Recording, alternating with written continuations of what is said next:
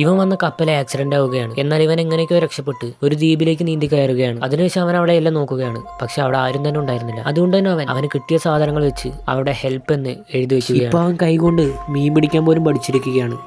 അതിനുശേഷം കല്ലുകൊണ്ട് ഇതുപോലെ തീയെല്ലാം ഉണ്ടാക്കുകയാണ്.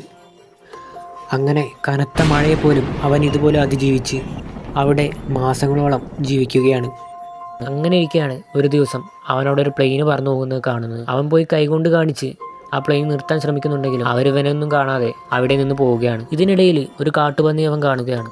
അങ്ങനെ അവൻ അതിനെ പിടിക്കാനായിട്ട് അതിൻ്റെ പുറകെ പോവുകയാണ്. അങ്ങനെ അവൻ കുറേ ദൂരം അതിൻ്റെ പിറകെ പോവുകയാണ്.